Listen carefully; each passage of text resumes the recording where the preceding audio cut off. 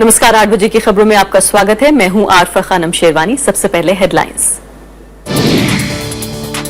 Rail मंत्री सुरेश प्रभु का पहला रेल बजट, न किराया बढ़ा न नई ट्रेन, माल भाड़े में 10% तक बढ़ोतरी से बढ़ी महंगाई की आशंका।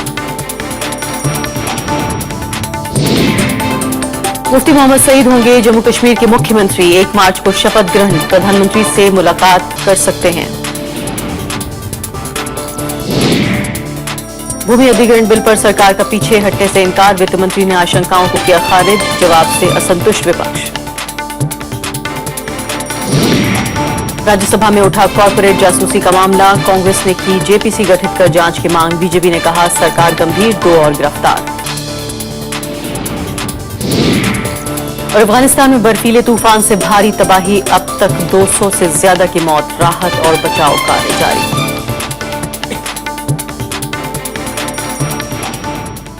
और अब पहली खबर।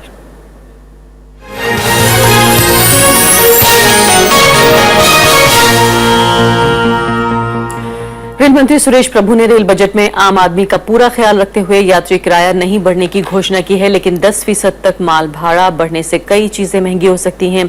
लीक से हटते हुए रेल मंत्री ने किसी नई ट्रेन का ऐलान नहीं किया है। सुरेश प्रभु ने भावी योजनाओं के लिए 4 लक्ष्यों के साथ 5 साल की कार्य योजना का जिक्र किया। लोकसभा में पेश होने के बाद रेल बजट की प्रति राज्यसभा में भी रखी गई। रेल मंत्री सुरेश प्रभाकर प्रभु ने अपने पहले बजट में रेलवे के कायाकल्प का वादा किया। रेल मंत्री यात्री किराया बढ़ाने से बचे, हालांकि माल भाड़े में 10% तक बढ़ोतरी का असर आने वाले दिनों में दिखेगा। इससे अनाज, दालें, सीमेंट, कोयला और स्टील महंगा हो सकता है।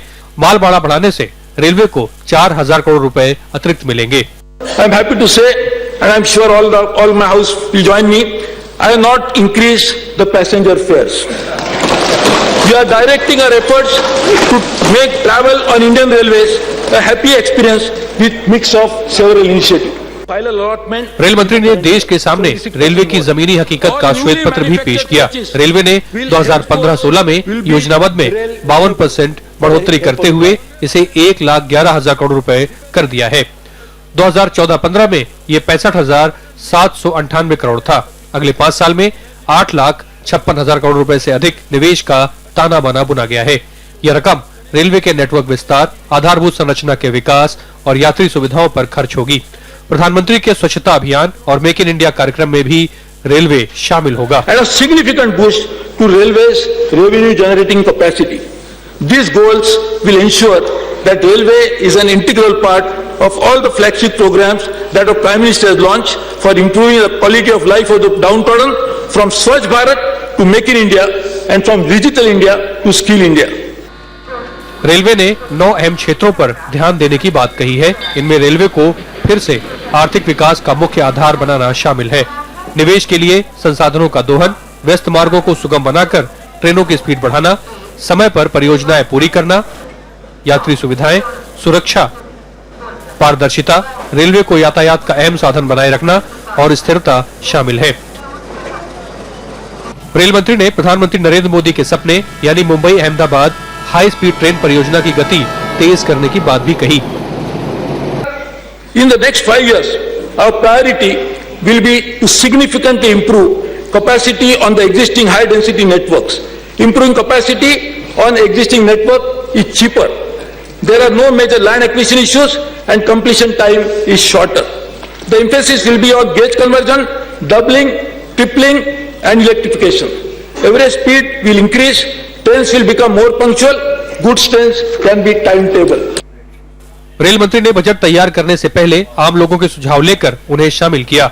सांसदों और राज्यों के मुख्यमंत्रियों से वो मिले और विशेषज्ञों से संवाद किया।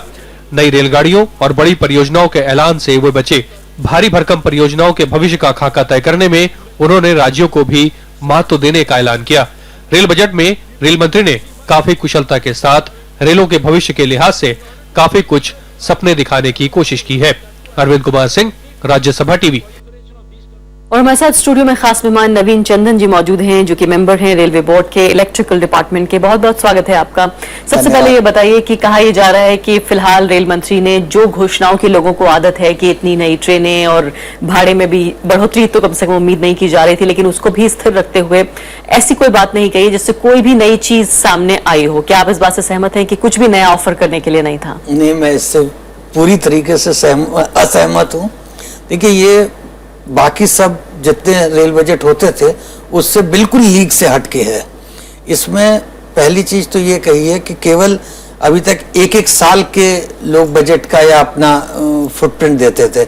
इसमें माननीय रेल मंत्री ने अगले 5 साल का मुद्दा सामने उठाया कि हम ये करेंगे और उस पे एक एक साल में कैसे कैसे करेंगे उसका पूरा ब्लूप्रिंट तैयार करके उन्होंने पेश किया। लेकिन नवीन जी, बात तो ये हो रही है कि जिस हिसाब से ईंधन जो है उसके दाम घटे हैं इंटरनेशनल मार्केट में, उसके हिसाब से तो रेल का किराया और घट जाना चाहिए था, वो स्थिर हो गया और फ्रेट का जो है रेट बढ़ा दिया है। तो कहीं ना कहीं डायरेक्टली या इनडायरेक्टली अगर देखा जाए तो आम जो भारतीय है उसको ज्यादा पैसे देने पड़ेंगे रेल के किराए पे, ना सही तो दूसरी चीजों के दामों पर।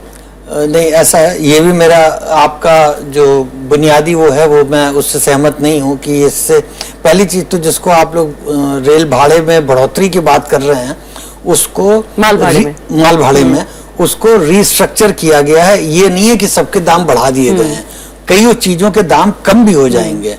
इनफैक्ट जो रिस्ट्रक्चरिंग वैसे एक ऐसा शब्द है मार्केटिंग की यूजुअली भाषा है जिसमें कि बताया जाता है कि नुकसान को जो है रिस्ट्रक्चरिंग बताया जाता है। नहीं, तो ये आम आदमी का नुकसान तो नहीं है। ऐसा नहीं है। इसमें जो रैशनलाइजेशन ऑफ फेयर स्ट्रक्चर, जो फ्रेट स्ट्रक्चर था उसको किया गया है।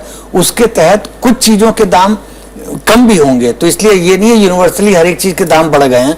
कई चीजों के दाम कम हुए हैं जो लॉन्ग डिस्टेंस पे और उसमें, और कुछ एक चीजों में होंगे, तो इसलिए इसका महंगाई पे फर्क पड़ेगा, उसका शायद पड़ना नहीं चाहिए। और नई ट्रेनों का अनाउंसमेंट नहीं हो पाया है, कई जगह ऐसी हैं जहां वाकई नई ट्रेनों की जरूरत है। क्या जो एग्जिस्टिंग ट्रेन्स हैं उन्हीं का जो है वो रास्ता आगे बढ़ेगा या किस तरह से होगा?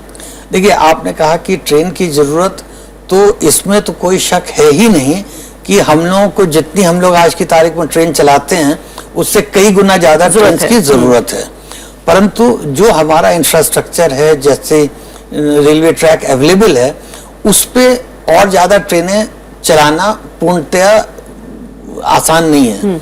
और जो हम लोग जो एक सबसे कष्टदायी चीज में रहते हैं कि एक ही सड़क पे यदि एक काफी तेज स्पोर्ट्स कार भी चले और ऑर्डिनरी बस भी चले और साइकिल रिक्शा भी चले तो सारा सामंजस्य हो नहीं पाता। उसी तरीके का माहौल हमारे लिए भी है कि हम मालगाड़ी भी चलाते हैं, पैसेंजर भी चलाते हैं और मेल एक्सप्रेस ट्रेन और शताब्दी ट्रेन भी उसी ट्रैक पे चलाते हैं, तो उसका पूरा फायदा नहीं उठ पाता। इसीलिए रेल मंत्री ने सबसे बड़ा जो फोकस किया है वो यही है कि कैसे हम अपना इंफ्रास्ट्रक्चर इंप्रूव करें। और उन्होंने लेकिन इन्वेस्टमेंट की जो बात उन्होंने कही है, कई लोग ही कह रहे हैं जानकार कि बहुत ही महत्वाकांक्षी है, वो तो ये कह रहे हैं कि हम जाके वर्ल्ड बैंक और IMF तक से पैसा ले आएंगे। देखिए, ऐसा है कि अगर आप ऊंचा नहीं सोचेंगे, बड़ा नहीं सोचेंगे तो फिर व्यवहारिक भी तो होना चाहिए। नहीं, ये पूरा व्यवहारिक तौर पे है, ये पूरा देखिए। ये तो आप रेलवे को इतना अट्रैक्टिव कैसे बनाएंगे कि उसमें इन्वेस्टमेंट आए? आप प्राइवेटाइज कर दें, कुछ भी कर दें, लेकिन पैसा तो नहीं आ रहा। एक सेकंड, आपने जो प्राइवेटाइजेशन का वर्ड कहा, कहीं भी प्राइवेटाइजेशन की दिशा में हम लोग नहीं काम कर रहे हैं। केवल कार्य ये कर रहे हैं कि मेरे जितने भी रिम्यूनरेटिव लाइंस हैं या वर्क्स हैं उसके लिए जहां पे भी मेरा रेट ऑफ रिटर्न 18, 20, 25% है, वहां पे मुझे कोई भी निवेश करने के लिए तैयार हो जाएगा। इनफैक्ट आज की तारीख में कई लोग ऐसे हैं जो चर्चा हुई है कि जो रेलवे में निवेश करने के लिए तैयार हैं, तो हमारे माननीय रेल मंत्री ने सिर्फ उसी को ही मद्देनजर रखते हुए ये प्लान बनाया है। उनका प्लान ये भी है कि 2 करोड़ कुछ लाख जो लोग हर रोज सफर करते हैं उससे अब 3 करोड़ तक तादाद पहुंचाना चाहते हैं। क्या ये महत्वाकांक्षी नहीं है? हालांकि इसके पीछे की कहानी ये भी है कि अगर इतना करते हैं तो जो प्रधानमंत्री का एक विजन है कि नौकरियों का बढ़ाना या ग्रोथ की जो बात कर रहे हैं, विकास की बात कर रहे हैं, तो रेलवे भी उसका एक मेन कंपोनेंट बन जाए। लेकिन फिर भी महत्वाकांक्षी बहुत है। आप सोचिए कि तादाद कितने फीसद बढ़ेगी, 2 दशमलव कुछ से 3 करोड़ सीधे। आप देखिए सही कह रहे हैं। देखिए पहली चीज तो ये है कि एम्बिशन तो ऊंचा रखना ही पड़ेगा। अगर एम्बिशन ऊपर नहीं है तो हम लोग फिर जैसे आज से 25 साल पहले होता था 2-2, 3-3% ग्रोथ करें और हम लोग खुश रहें, तो उस पर तो नेचुरली आज का युवा और कोई भी भारतीय नागरिक प्रसन्न नहीं है। तो हम लोग सब चाहते हैं कि ग्रोथ होगी तो उसी हिसाब से प्लानिंग करनी होगी। और जो हम लोगों जो मंत्री जी ने अपने बजट में रखा कि 5 साल में 8.5 लाख करोड़, मैं आप उससे अंदाजा लगाएं कि अभी पिछले साल ये जो वर्ष खत्म हो रहा है उसमें 65,000 करोड़ का हमारा इन्वेस्टमेंट था इंफ्रास्ट्रक्चर का। 65,000 से इस साल में 1 लाख करोड़ जी, और 5 साल में 8.5 लाख करोड़, तो हम लोग करीब 2 लाख करोड़ प्रति वर्ष के।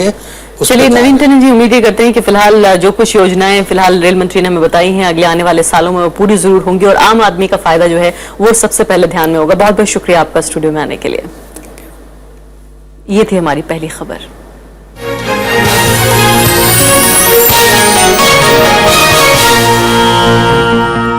ब्रेक के बाद हम जल्द हाजिर होंगे।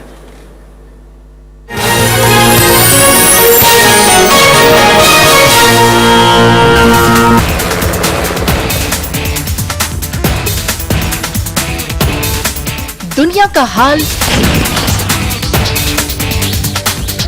राजनीति की चाल,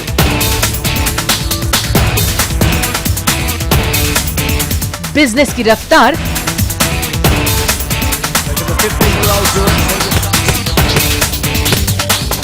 खेल का धमाल, दिन की शुरुआत खबरों के साथ।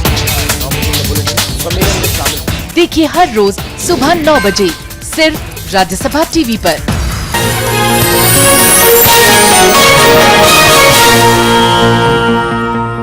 और सफर को सुरक्षित और आरामदायक बनाने के लिए रेल मंत्री ने मुसाफिरों को कई सौगातें दी हैं। प्रधानमंत्री नरेंद्र मोदी ने भी इसे आम मुसाफिरों का बजट करार दिया। आइए देखते हैं कि यात्रियों को इस रेल बजट में क्या क्या सहूलतें हासिल हुई हैं।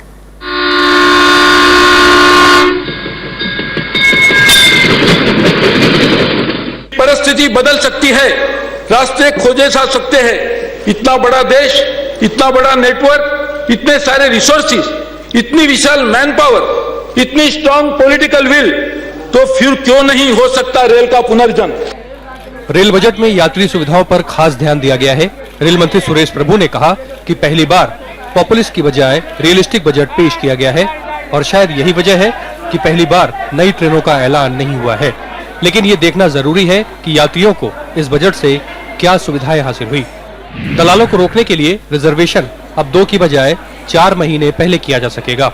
यात्रियों की दिक्कतों के हल के लिए टोल फ्री हेल्पलाइन नंबर 138 24 घंटे काम करेगा। सुरक्षा के लिए हेल्पलाइन नंबर 182 की शुरुआत की गई है। महिलाओं की सुरक्षा के लिए पायलट प्रोजेक्ट के तहत कुछ चुनिंदा ट्रेनों और उपनगरीय रेल के डिब्बों में सीसीटीवी कैमरे लगाए जाएंगे। इनके अलावा मुंबई से अहमदाबाद के बीच हाई स्पीड रेल मार्ग बन रहा है, जिस पर इस साल ट्रेन चलना शुरू होगी। 9 रेल गलियारों पर यात्री ट्रेनों को 160 से 120 किलोमीटर प्रति घंटे की रफ्तार से चलाया जाएगा। The speed of 9 railway corridors will be increased from existing 110 and 130 kilometers to 160 and 200 kilometers respectively, so that inter-metro journeys like Delhi-Kolkata and Delhi-Mumbai can be completed overnight. Rail मंत्री ने कहा कि यात्रियों की सुविधा के लिए फ्री वाईफाई की सुविधा को अब सभी बी श्रेणी के रेलवे स्टेशनों में भी मुहैया कराया जाएगा। महिलाओं, विकलांग और बुजुर्गों के लिए सीटों के डिजाइन में भी बदलाव होगा। महिलाओं के लिए मिडिल बर्थ और बुजुर्गों के लिए लोअर बर्थ को आरक्षित किया जाएगा। यात्रियों की भारी भीड़ के मद्देनजर कई ट्रेनों में जनरल डिब्बे बढ़ाए जाएंगे।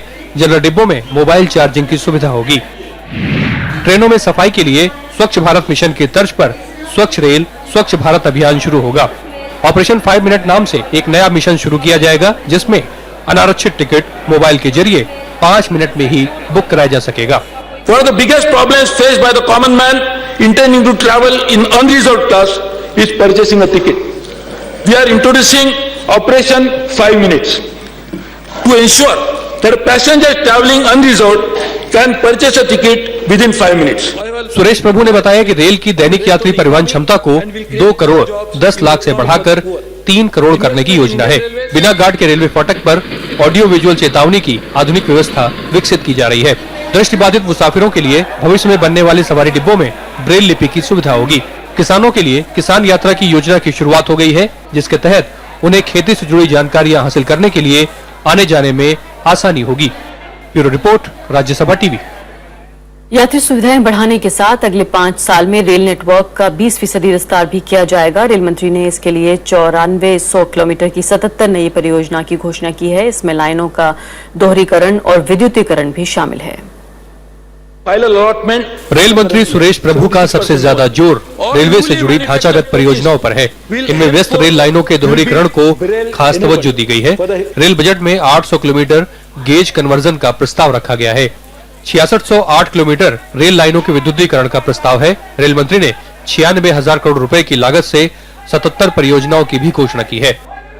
We have sanctioned 77 projects covering 9,400 kilometers of doubling, tripling, quadrupling works along with their electrification at a total cost of, madam, 96,182 crores, which is over 2,700% higher than the year 13-14, because the last year was the plan holiday year.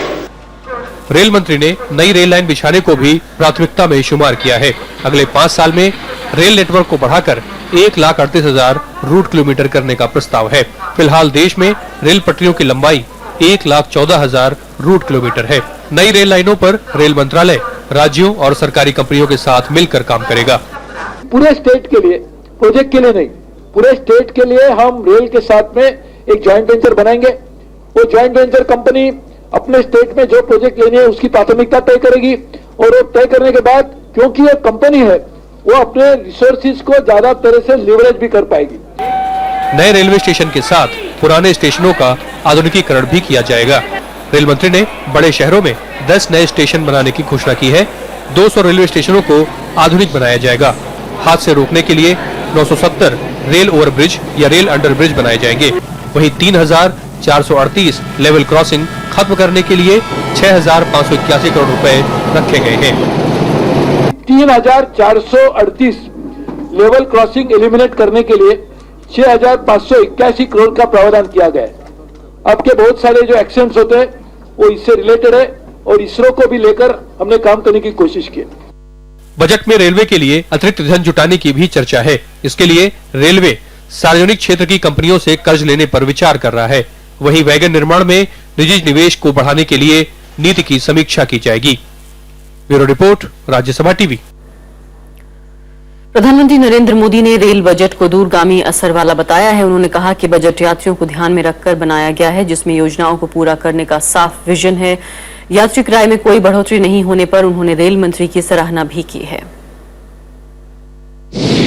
आज का budget railway के सर्वांगीण विकास को लेकर के आया है।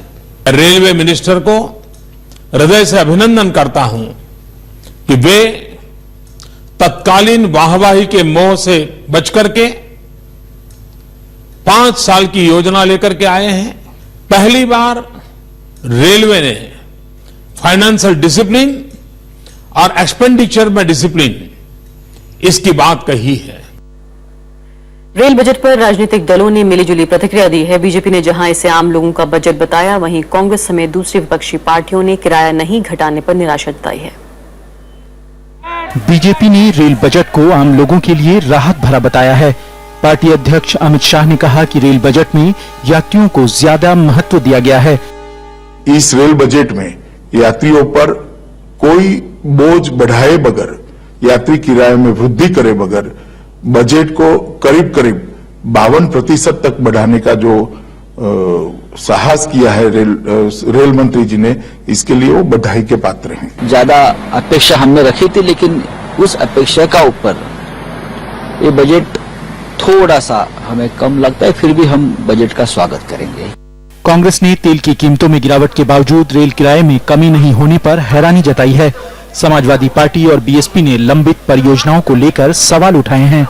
नई ट्रेन शुरू कराने की जो घोषणा है, जो पिछले 60 साल से चला रहा है कि रेल मंत्री करते हैं, एक भी नई ट्रेन चलाने की घोषणा नहीं की। इससे लेकर सदस्यों में बड़ी निराशा हुई। दूसरी, हम चाहते थे कि डीजल के दाम कम हुए हैं विश्व बाजार में कीमतें कम होने से, तो किराए घटेंगे, क्योंकि उन्होंने आते ही जो है किराए बढ़ा दिए। अगर ये रेल मंत्री पुरानी योजनाओं को, अधूरी योजनाओं को पूरा कर देंगे तो मैं इस बजट को अच्छा मानूंगा। बहुत नई नई घोषणाएं की हैं, लेकिन जो पिछले साल घोषणाएं की थी उसके बारे में उन्होंने ये नहीं बताया कि उन घोषणाओं को उन्होंने कितना लागू किया है। तृणमूल कांग्रेस और वामपंथी पार्टियों ने कहा है कि रेल बजट में आम लोगों के लिए कुछ खास नहीं। टीएमसी ने कहा कि बजट में बहुत सारी बातें हैं, लेकिन योजनाओं को पूरा करने के लिए पैसे कहां से आएंगे ये साफ नहीं है। Once private capital is allowed, private sector is allowed, what will going to be their role, what will be the consequences, we will have to wait and see. But government depends upon private investments. That is the point one should take. Financial performance of the railways is not clearly laid. They have announced a plan of 1 lakh crores, but nobody knows where the money will come from. Rail मंत्री सुरेश प्रभु ने पहले rail budget में कोई लोक लुभावन घोषणा नहीं की है। यात्री किराए में कोई बढ़ोतरी नहीं की गई है, लेकिन यात्रियों की सुरक्षा और सुविधाओं पर ज्यादा जोर दिया गया है। मोहम्मद फातेह टीपू के साथ नौ विक्रम सिंह, राज्यसभा टीवी।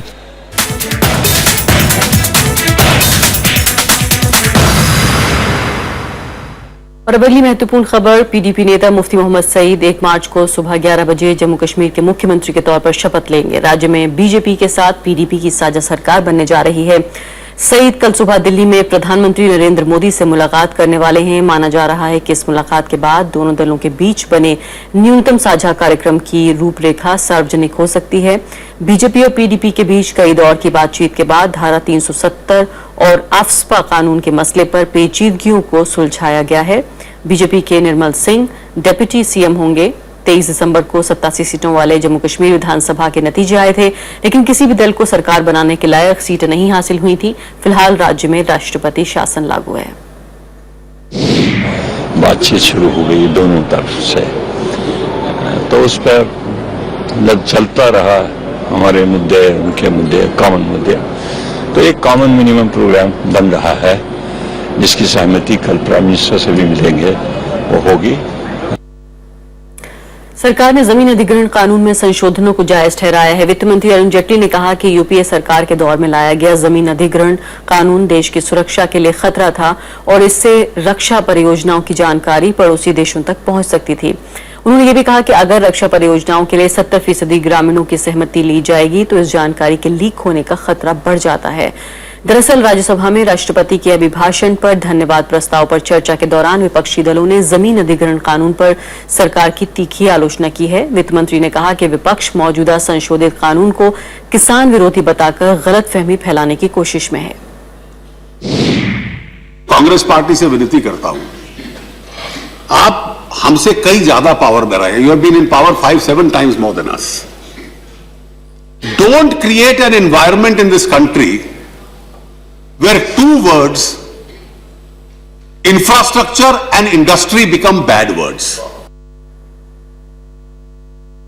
पेट्रोलियम सहित विभिन्न मंत्रालयों से गोपनीय दस्तावेजों की सूचनाएं लीक किए जाने का मुद्दा राज्यसभा में आज उठा। कांग्रेस ने संयुक्त संसदीय समिति गठित कर पूरे मामले की जांच कराने की मांग की, तो बीजेपी ने सरकार का बचाव करते हुए कहा कि सरकार इस मुद्दे को लेकर गंभीर है। इस बीच कॉर्पोरेट जासूसी मामले में आज 2 और लोगों को गिरफ्तार भी कर लिया गया। राज्यसभा में शून्यकाल के दौरान कांग्रेस सांसद प्रमोद तिवारी ने कॉर्पोरेट जासूसी का मुद्दा उठाया। उन्होंने आरोप लगाया कि जासूसी मॉड्यूल के खुलासे से सरकार और कॉर्पोरेट के बीच साठगांठ सामने आ गई है। उन्होंने संबंधित विभाग के मंत्रियों के इस्तीफे और संयुक्त संसदीय समिति का गठन कर पूरे मामले की निष्पक्ष जांच कराने की मांग की। इस हाउस की एक कमेटी बना दी जाए, वो जांच कर ले, जांच करने में जो भी दोषी हो 1 महीने के अंदर आपको रिपोर्ट सौंप दे और उसके खिलाफ कार्रवाई की जाए। इन मंत्रियों को नैतिक जिम्मेदारी लेते हुए जिनके विभागों में लीक हुआ है, उन्हें इसी सदन में त्यागपत्र देकर उसके बाद जांच की घोषणा करनी चाहिए। इसके बाद बीजेपी सांसद विजय गोयल सरकार के बचाव में उतर आए। उन्होंने आरोप लगाया कि गोपनीय दस्तावेजों के लीक होने का मामला यूपीए शासनकाल के दौरान हुआ और एनडीए सरकार के आने के बाद इस मामले में सिर्फ कार्रवाई हुई है। एनडीए की सरकार आने के बाद इसके ऊपर कार्रवाई की गई है। लोग दस्तावेजों को चुरा रहे थे, फोटोकॉपी कर रहे थे और पता नहीं कि ये सारा मामला कब से चल रहा था। ऐसा नहीं है कि ये मामला अभी नई सरकार के आने पे शुरू हुआ है। इस बीच कॉर्पोरेट जासूसी मामले में पुलिस ने गुरुवार को पर्यावरण मंत्रालय के संयुक्त सचिव के निजी सचिव जितेंद्र नागपाल और यूपीएससी सदस्य के निजी सहायक विपिन कुमार को गिरफ्तार कर लिया। अदालत ने इन दोनों को 5 दिन की पुलिस हिरासत में भेज दिया है। इन दोनों की गिरफ्तारी के बाद इस मामले में गिरफ्तार लोगों की तादाद अब 17 हो गई है। कृति मिश्रा, राज्यसभा टीवी। केंद्रीय कैबिनेट की मंजूरी के बाद ब्रिक्स देशों के न्यू डेवलपमेंट बैंक में भारत की भागीदारी का रास्ता साफ हो गया है। जानकारों के मुताबिक इससे भारत की पश्चिमी देशों पर निर्भरता कम होगी। वहीं वर्ल्ड बैंक और आईएमएफ की बजाय आसान शर्तों पर लोन मिल सकेगा। पिछले साल जुलाई में ब्रिक्स के 5 सदस्य देशों ने इस बैंक की स्थापना पर सहमति जताई थी। ब्राजील, रूस, भारत, चीन और दक्षिण अफ्रीका की साझेदारी से बनने वाला न्यू डेवलपमेंट बैंक इस साल के अंत तक काम करना शुरू कर देगा। इससे एशिया में पश्चिमी देशों के आर्थिक हस्तक्षेप को चुनौती मिलेगी और भारत का महत्व बढ़ेगा। विदेश मंत्री सुषमा स्वराज ने राज्यसभा में बताया कि किसी देश को वीटो का अधिकार नहीं होगा और संयुक्त राष्ट्र के अन्य देश भी इस बैंक के सदस्य बन सकते हैं। लेकिन सारे के सारे देश जो यूनाइटेड मेंबर के नेशंस के सदस्य हैं उन सबके लिए खोली जाएगी और एप्लीकेशन के साथ उनका एडमिशन होगा। और जहां तक उनकी सेवा करने का सवाल है या पैसा देने का सवाल है, लोन के जरिए, गारंटी के जरिए, इक्विटी पार्टिसिपेशन के जरिए उन छोटे देशों को भी लाभ पहुंचाएगा ये bank. BRICS new development bank की कुल पूंजी $100 अरब की होगी। शुरुआत के लिए $50 अरब की राशि निर्धारित की गई है। इसमें भारत, ब्राजील, चीन, रूस और दक्षिण अफ्रीका 10-10 अरब देंगे। $100 अरब का एक आपातकालीन कोष भी बनाया गया है। जानकारों के मुताबिक विश्व बैंक की सहायता में कमी आने की वजह से इसका बनना जरूरी हो गया था। The reality of the situation is that the World Bank and Asian Development Bank, African Development Bank, etc. are not flush with funds nowadays, and they have a resource crunch.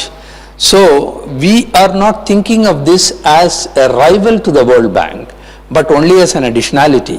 बुधवार को कैबिनेट ने BRICS bank में भारत की भागीदारी को मंजूरी दी थी। भारत 5 साल के लिए इस बैंक का पहला अध्यक्ष होगा। पिछले साल जुलाई में ब्राजील में ब्रिक्स देशों के सम्मेलन में इस बैंक की स्थापना पर सहमति बनी थी। ब्रिक्स डेवलपमेंट बैंक से एशिया का शक्ति संतुलन भी बदलेगा, क्योंकि इसके बनने से छोटे छोटे देशों को अपनी छोटी छोटी जरूरतों के लिए चीन के पास जाने की जरूरत नहीं पड़ेगी। हालांकि शुरू में चीन ने ज्यादा पूंजी लगाकर इस पर अपना दबदबा बनाने की कोशिश की थी, लेकिन सदस्य देशों ने इसे खारिज कर दिया था। राज्यसभा टेलीविजन के लिए दिल्ली से अखिलेश सुमन। इसी के साथ अभी के लिए इतना ही, लेकिन जाते जाते आप जरूर देखिए देश दुनिया की कुछ बड़ी खबरें। नमस्कार। व्यापम घोटाले को लेकर विपक्ष के विरोध के बाद मध्य प्रदेश विधानसभा आज अनिश्चितकाल के लिए स्थगित कर दी गई। विधानसभा का बजट सत्र 29 दिन और चलना था, लेकिन गतिरोध के बीच ही बजट को ध्वनिमत से पारित कराने के बाद स्पीकर ने सदन को अनिश्चितकाल के लिए स्थगित करने का ऐलान कर दिया। तमिलनाडु की पूर्व मुख्यमंत्री जे जयललिता पर कर्नाटक हाईकोर्ट में चल रहे आय से अधिक संपत्ति मामले में नया मोड़ आ गया है। डीएमके ने सुप्रीम कोर्ट में याचिका दाखिल कर सरकारी वकील को हटाने की मांग की और फिलहाल सुनवाई पर रोक लगाने की गुजारिश की। अफगानिस्तान की राजधानी काबुल में आज एक आत्मघाती कार बम धमाके में हमलावर समेत 3 लोगों की मौत हो गई। ये विस्फोट ईरानी दूतावास के मेन गेट के बाहर हुआ, जो तुर्की दूतावास से सटा हुआ है। हमले की जिम्मेदारी तालिबान ने ली है। इराक की राजधानी बगदाद से 30 किलोमीटर दक्षिण महमूदिया शहर में एक कार पार्किंग में हुए धमाके में एक शख्स की मौत हो गई, जबकि 7 से ज्यादा जख्मी हो गए। इससे पहले राजधानी बगदाद में मंगलवार को हुए धमाके में 37 लोग मारे गए थे। कारोबारी हफ्ते के चौथे दिन शेयर बाजार में भारी गिरावट दर्ज की गई। सेंसेक्स 261 अंकों की गिरावट के साथ 28,747 पर बंद हुआ। वहीं निफ्टी 83 अंकों की गिरावट के साथ 8,684 पर बंद हुआ। क्रिकेट विश्व कप के एक रोमांचक मुकाबले में अफगानिस्तान ने आज स्कॉटलैंड को 1 विकेट से हरा दिया। स्कॉटलैंड ने अफगानिस्तान के सामने जीत के लिए 211 रन का लक्ष्य रखा, जिसे अफगानिस्तान ने 3 गेंद शेष रहते हासिल कर लिया।